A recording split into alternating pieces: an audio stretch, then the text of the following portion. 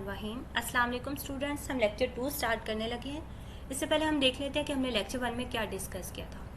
Lecture 1 में जो हमने टॉपिक स्टार्ट किया था वो लॉजिक एंड प्रूफ है। ठीक है, हमने देखा था कि लॉजिक क्या होती है। लॉजिक बेसिकली रूल्स होते हैं जो कि आर्गूमेंट्स को वेरीफाई करने के लिए यूज़ होते हैं, जिन्हें हम मैथमेटिक्स में यूज़ करते हैं। ठीक है, इसके बाद हमने देखा था कि सिंपल स्टेटमेंट क्या होती है। वो एक प्रोपोजिशन है जिसको की वैल्यू या तो ट्रू होगी या फिर फॉल्स होगी।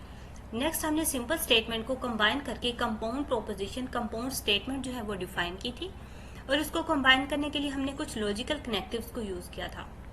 वो लॉजिकल कनेक्टिव्स कौन से थे? एंड, और एंड नोट। हमने इनको डिस्कस किया था, और इनको डिस्कस करने के लिए हमने ट्रूथ टेबल जो है वो ड्रा किए थे।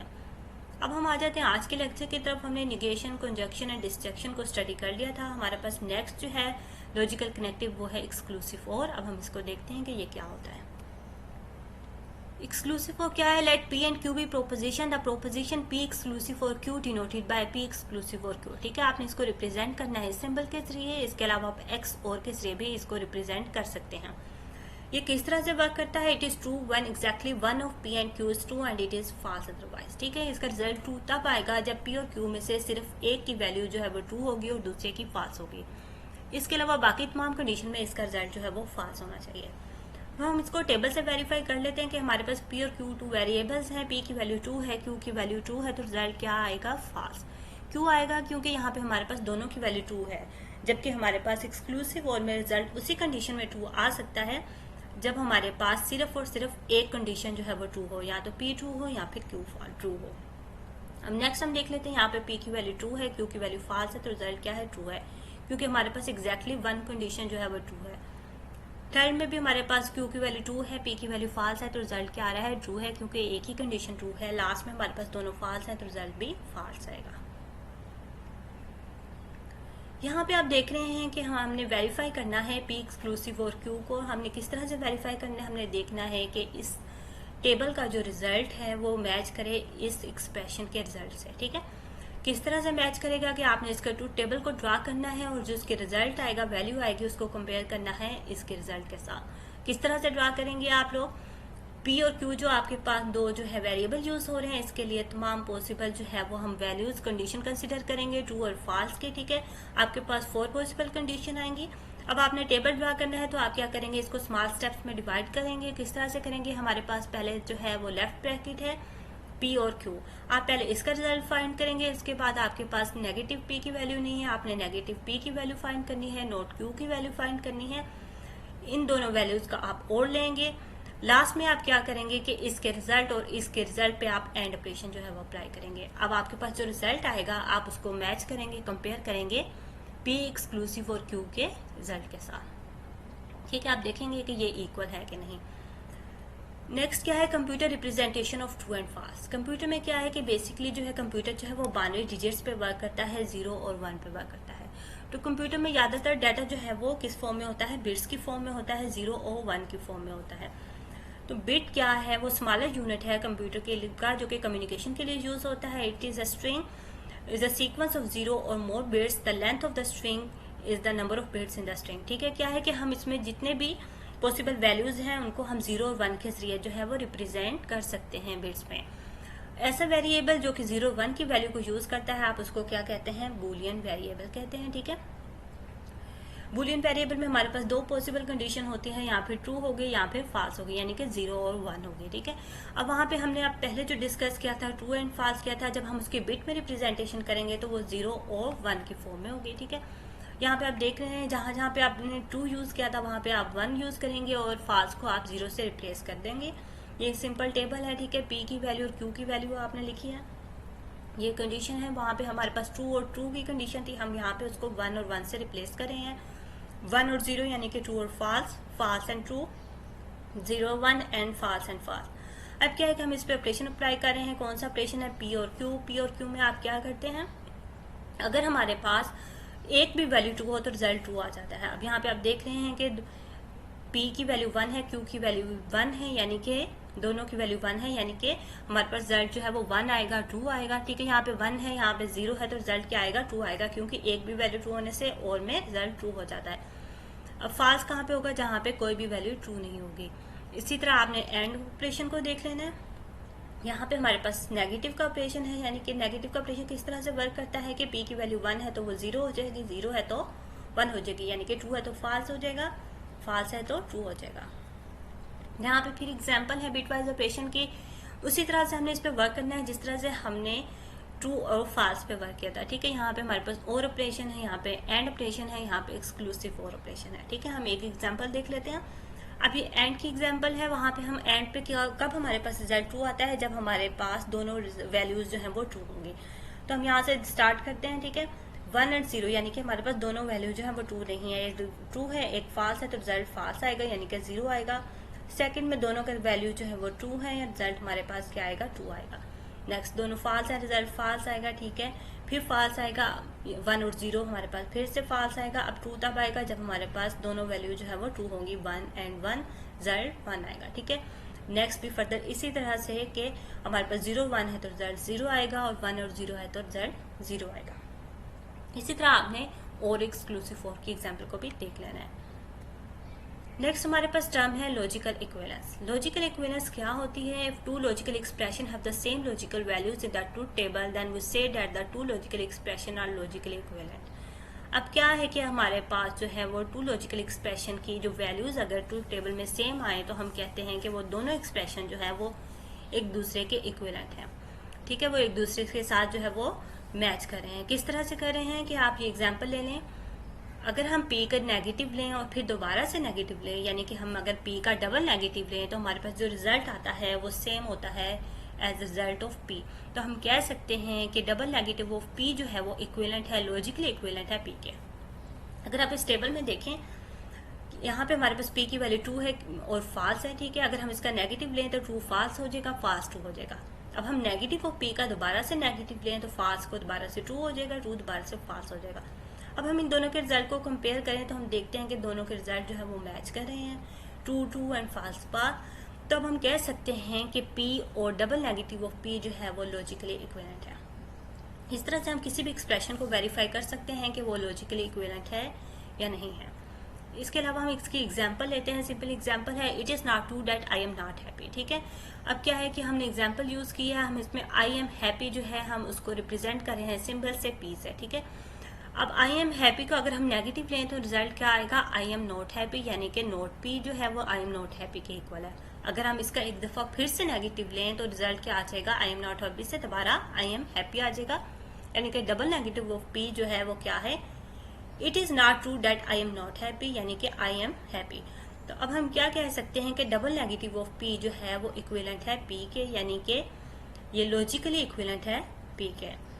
इससे हमें क्या पता चल रहा है कि हमारे पास जो स्टेटमेंट आई है वो दोबारा से वही स्टेटमेंट आ गई है जो कि ओरिजिनल स्टेटमेंट थी। नेक्स्ट जो है हमारे पास लॉजिकल कनेक्टिव है, इम्प्लीकेशन है। इम्प्लीकेशन क्या होती है, let p and q be proposition, the proposition p implies q denoted by p arrow q if then. ठीक है, इसको आप इफ देन भी रिप्रेजेंट कर सकते हैं। आप p इम्प्लाइज q को आपने किस तरह से देखते हैं कि it is false when p is true and q is false is true otherwise. ये तब फॉल्स होगा जब p जो है वो ट्रू होगा, q फॉल्स होगा। ठीक है, सिर्फ इसी कंडीशन में इसका रिजल्ट जो है वो फॉल्स होगा, इसके अलावा जो है वो क्या होगा, ट्रू होगा। If P implies Q, P is called the hypothesis and Q is called the conclusion. अब हम इसको टेबल से वेरीफाई कर लेते हैं।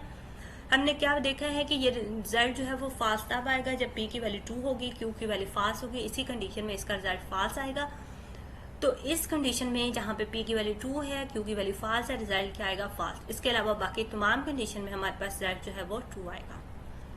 अब इम्प्लीकेशन में कुछ जो टर्म्स हैं, कन्वर्स है, कॉन्ट्रापोजिटिव है, इनवर्स है, इनको देख लेते हैं।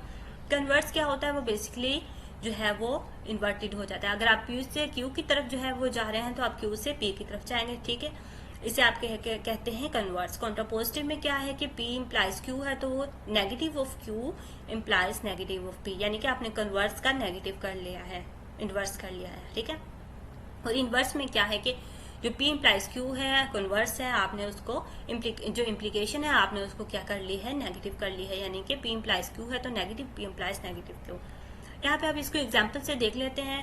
पर्पस एग्जाम्पल है P इम्प्लाइज Q के लिए, if it snows the traffic move slowly. ठीक है, क्या है कि हमारे पास P है, इट स्नोज, एंड Q है, ट्रैफिक मूव स्लोली। अब हम इसको किस तरह से लिख रहे हैं, P implies Q, if it snow the traffic move slowly. ठीक है, ये हमारे पास इफ देन की कंडीशन होती है। अब अगर हम इनका कन्वर्स करेंगे तो कन्वर्स क्या हुआ, Q इम्प्लाइज P, यानी कि if traffic move slowly it snows. तो क्या है, if the traffic move slowly then it snows, क्या है, कन्वर्स कहलाता है Q implies P।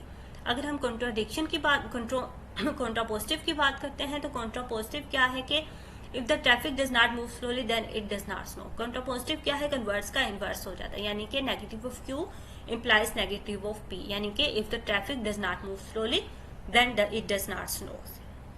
Last one is the inverse. Inverse में क्या है कि if it does not snow the traffic moves quickly, यानी कि अगर जो है वो if it snow the traffic move slowly, इसका इनवर्स करें तो if it does not snow traffic जो है वो स्लोली मूव नहीं करेगी बल्कि क्विकली मूव करेगी। लास्ट जो हमने लॉजिकल कनेक्टिव देखना है वो है बाई कंडीशनल। बाई कंडीशनल में क्या है कि हमारे पास लेटर P एंड Q भी proposition. The biconditional P को हम इस तरह से रीड करेंगे, if and only if Q। यहाँ पे हमारे पास डबल एरो का सिंबल यूज हो रहा है। It is true when P and Q have the same truth values and is false otherwise. ये ट्रू तब होगा जब हमारे पास P और Q दोनों की वैल्यूज जो है वो सेम होंगी, चाहे वो ट्रू हो चाहे वो फॉल्स हो, अदरवाइज वो फॉल्स होगी। ठीक है, अब यहाँ पे देख रहे हैं P और Q है, आप देख रहे हैं फर्स्ट में हमारे पास वैल्यू ट्रू है, Q की भी ट्रू है, तो रिजल्ट क्या आएगा, ट्रू, क्योंकि दोनों की वैल्यू सेम है। यहाँ पे दोनों की वैल्यू सेम नहीं है, एक की वैल्यू ट्रू है, फॉल्स है, तो रिजल्ट फॉल्स आएगा। इसमें भी रिजल्ट आप देख रहे हैं कि फॉल्स है, लास्ट में दोनों की वैल्यू सेम है, फॉल्स है, तो रिजल्ट क्या आएगा, ट्रू आएगा। अब हमारे पास प्रैक्टिस वर्क है, अब इसको देख लेते हैं कि हमने ट्रूथ टेबल जो है वो इस एक्सप्रेशन के लिए ड्रा करना है। किस तरह से ड्रा करना है कि हमने इसको स्मॉल स्टेप्स में डिवाइड कर लेना है। अब ये कंडीशन देख रहे हैं, P implies Q and note P जो है वो बाय कंडीशनल Q। ठीक है, आपने इससे किस तरह से करना है कि सबसे पहले आपके पास नेगेटिव ऑफ P नहीं है, आपने नेगेटिव ऑफ P फाइंड कर लेना है। किस तरह से होता है, P की वैल्यू ट्रू है तो क्या आएगी, वैल्यू फॉल्स आएगी। ठीक है, अगर हमारे पास P की वैल्यू ट्रू है तो क्या आएगी, यहाँ पे भी फॉल्स आएगी। यहाँ पे आपके पास फॉल्स है तो यहाँ पे क्या आ जाएगी, ट्रू आ जाएगी। यहाँ पे फॉल्स है तो यहाँ पे भी ट्रू आ जाएगी। आपने नेगेटिव ऑफ P फाइंड कर लिया। अब आपके पास जो है वो फर्स्ट एक्सप्रेशन क्या है, ब्रैकेट में P इम्प्लाइज Q।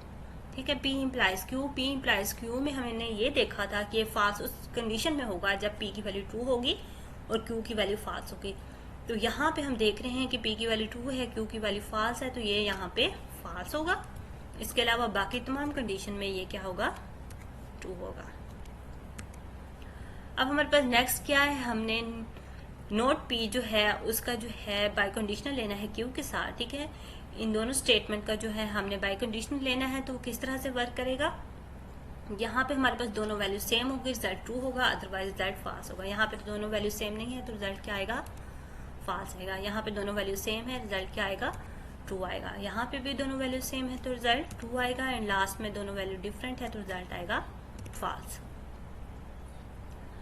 अब क्या है कि हमने लास्ट में इन दोनों का एंड करना है। ठीक है, P implies Q and note P bye conditional Q का एंड करना है। तो एंड में क्या होता है कि हमारे पास रिजल्ट ट्रू तब आता है जब दोनों की वैल्यूज ट्रू हो।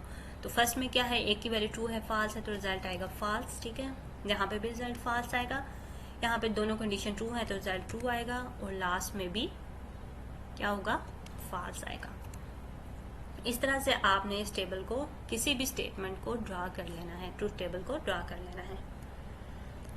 ठीक है, अब नेक्स्ट हमारे पास जो टॉपिक है डी मॉर्गन्स लॉ है। डी मॉर्गन्स लॉ में आप क्या देखते हैं कि हमारे पास जो है वो डिफरेंट लॉज जो है वो यूज हो रहे हैं लॉजिक्स में। डी मॉर्गन्स लॉ जो है आप लोगों ने स्टडी किया हुआ है, आपने अलजेब्रा में भी इसको देखा हुआ है। ठीक है, डी मॉर्गन्स लॉ किस तरह से वर्क करता है कि इसमें हम आपने अलजेब्रा में देखा जिस तरह से यूनियन और इंटरसेक्शन है, तो वहां पे आप क्या करते हैं, अगर ए यूनियन बी का वो लेते हैं आप कॉम्प्लीमेंट, तो क्या आता है, A complement intersection B complement. इसी तरह यहाँ पे अगर आपने P एंड Q का नेगेटिव ले रहे हैं, इसका वो क्या रिजल्ट आएगा, नेगेटिव P और negative Q। The negation of an and statement is logically equivalent to the or statement in which each component is negated। ठीक है, क्या है कि अगर आप इसकी निगेशन ले रहे हैं, नेगेटिव ले रहे हैं, तो वो रिजल्ट जो है वो एंड का आपके पास और आएगा, और इसके अलावा ये दोनों वेरिएबल जो पॉजिटिव थे ये नेगेटिव हो जाएंगे। Negation of an or statement is logically equivalent to an and statement in which each component is negated। अगर हम और स्टेटमेंट का नेगेटिव करें तो वो एंड में कन्वर्ट हो जाएगा जहाँ पे हर कंपोनेंट जो है वो नेगेटेड हो। ठीक है, अगर हम इसको चाहें तो ट्रूथ टेबल से वेरीफाई करके देख लेते हैं। ठीक है, कि ये स्टेटमेंट जो है वो लेफ्ट साइड वाली राइट साइड के इक्विवेलेंट है। आपने उसी तरह से ट्रूथ टेबल जो है वो ड्रा करना है। पी एंड क्यू, उसके बाद आपने negative P and negative Q की वैल्यू फाइंड कर लेनी है। पी और क्यू आपके पास है, आपने ये फाइंड करना है, इसके बाद इसका इन्वर्स कर लेना है। अब जो इसका रिजल्ट आएगा उसको कंपेयर करना है इस रिजल्ट के साथ। आपने जो पी और नेगेटिव क्यू फाइंड किए हैं, नेगेटिव पी और नेगेटिव क्यू, उसका आपने एंड ऑपरेशन अप्लाई करना है, ठीक है। अब इसके रिजल्ट को मैच करें तो आप ये देख सकते हैं कि ये दोनों वेरीफाई कर रही हैं, स्टेटमेंट जो है वो सेम है। अब ये आपके पास होम टास्क है, आप लोगों ने इसको जो है वो करना है। आपने देखना है कि P and Q and R is equal to P and Q and R, ठीक है। आपने क्या करना है कि सबसे पहले आपने फर्स्ट ब्रैकेट को सॉल्व करना है P एंड Q, और उसके बाद उसका जो है वो एंड ऑपरेशन अप्लाई करना है R के साथ। आपने इसके रिजल्ट को वेरीफाई करना है स्टेटमेंट के साथ, Q एंड R को सॉल्व करके उस पर एंड ऑपरेशन अप्लाई करना है P के साथ। तो आप देखेंगे कि इसका रिजल्ट जो है वो सेम होगा, ये लॉजिकली इक्विवेलेंट होगी, ठीक है। अब हम एक न्यू टर्म को देख रहे हैं, टोटोलॉजी। टोटोलॉजी बेसिकली क्या है कि it is a statement form that is always true regardless of the truth values of the statement variable. A tautology is represented by the symbol T. ये एक ऐसी स्टेटमेंट होती है जिसमें इसकी सब वैल्यूज जो हैं वो ट्रू आएंगे, ठीक है। जैसे आप इस टेबल में देख रहे हैं, P और नेगेटिव P जो है वो बेसिकली टोटोलॉजी है, ठीक है। किस तरह से है कि आपके पास जो रिजल्ट आ रहा है वो ट्रू है, सारी वैल्यूज जो है वो ट्रू है, तो ऐसा टेबल जिसमें तमाम वैल्यूज ट्रू होंगी आप उसको टोटोलॉजी कहेंगे, ठीक है। अगर आपको दिया जाए कि कोई स्टेटमेंट को वेरीफाई करेंगे टोटोलॉजी है या नहीं, तो आप ट्रूथ टेबल जो है वो उसका ड्रा करेंगे और चेक करेंगे कि इसकी तमाम वैल्यूज ट्रू आ रही हैं कि नहीं। इसके ऑपोजिट एक टर्म है कॉन्ट्राडिक्शन। कॉन्ट्राडिक्शन क्या है? It is a statement form that is always false regardless of the truth value of the statement variable. It is represented by the symbol C. So if we have to prove that a given statement form is contradiction, we will make the truth table for the statement form. And if in the column of the given statement form all the entries are false, then we say that statement form is contradiction. इसमें क्या होगा कि अगर हमारे पास तमाम result जो है वो फॉल्स आएंगे तो हम कहेंगे कि टेबल जो है वो कॉन्ट्राडिक्शन है, ठीक है। हम वेरीफाई कर सकते हैं कि अगर इसके तमाम रिजल्ट की तमाम वैल्यूज जो है वो फॉल्स आ रही हैं तो हम इसको कॉन्ट्राडिक्शन कहते हैं और इसको रिप्रेजेंट करते हैं सी से। नेक्स्ट हमारे पास लॉज हैं जिनको हम नेक्स्ट टॉपिक में डिस्कस करेंगे, ठीक है। ये लॉजिक के लॉज हैं, हमने इनको डिस्कस करना है, इसकी एप्लीकेशंस को देखेंगे और हम ये देखेंगे कि किस तरह से हम लॉजिकल एक्सप्रेशन को कंपेयर करेंगे, ठीक है। आपने पहले भी कंपेयर किया है टेबल के जरिए, अब आप इसको लॉज के जरिए कंपेयर करेंगे और आप इसके जरिए एक्सप्रेशन को सिंप्लीफाई भी करेंगे। अल्लाह हाफिज।